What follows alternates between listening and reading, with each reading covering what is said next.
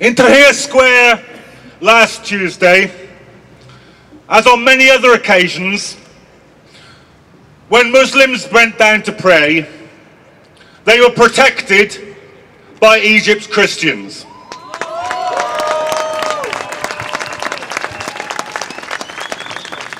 Tomorrow, I've just received this message from my friends in Tahrir Square right now. They have decided that tomorrow will be a day for the martyrs, and that a mass, a Christian mass, will be said in Tahrir Square, and the Christians will be protected by the Muslims.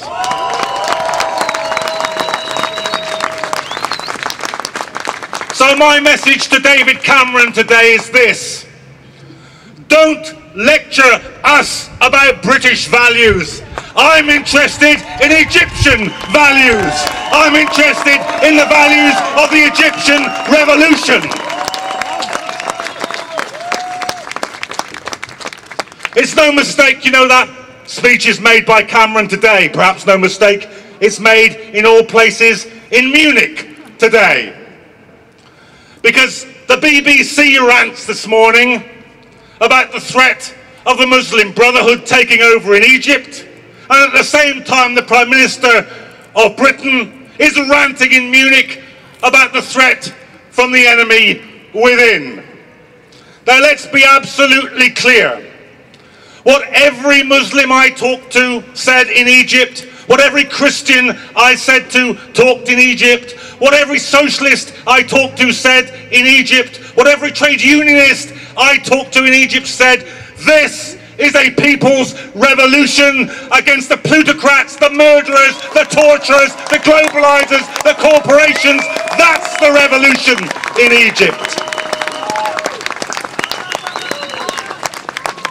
What incredibly brave people they are. What incredibly brave people they are.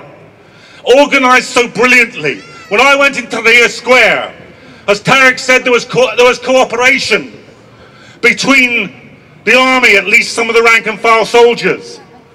The rank and file soldier, the squad, he asked to see my identity. I showed him my passport.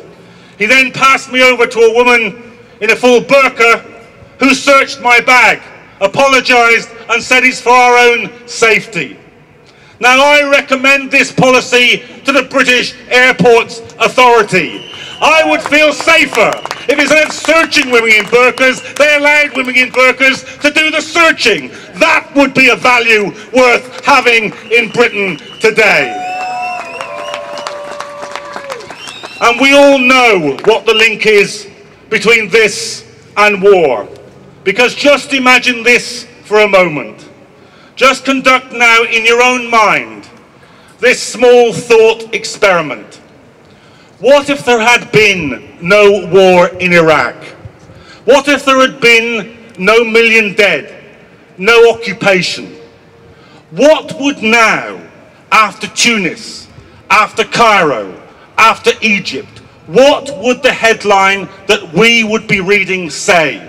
I think it would say this: Saddam Hussein's regime shaken to its foundations by mass demonstrations in Baghdad.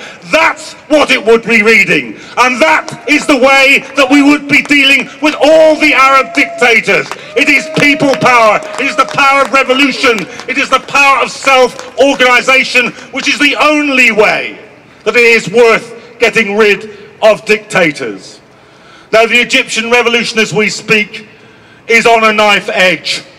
We've seen it this week, the beauty of the revolution occupying Tahrir Square, the ugliness, the depravity, the brutality of those mobs of plainclothes policemen, of hired thugs trying to drive the revolutionaries off the square. And then that fantastically brave response as they pushed them all the way down Tahrir Square and out the exit by the Egyptian Museum. And then yesterday, the masses returning and holding the square. Today, as we meet here, they're arguing with the army officers. A senior army general has just spoken from the platform in Tahrir Square and said, I'm worried you're being manipulated. But the people there are chanting, We won't go until he goes. We won't go until he goes. The soul, the heart, the existence of the Egyptian revolution is at stake. And every last thing that we can do, every last protest, every last meeting, every last letter, every last message, you must do it. Because this revolution is a profound revolution. It can alter the whole imperial architecture of the Middle East. It can deal at one moment the single biggest blow that could be delivered to Islamophobia. It can give a beacon of hope to working people and poor people the globe over. So today, recommit yourselves. Every last piece of energy, imagination, initiative, activity, everything for the Egyptian revolution.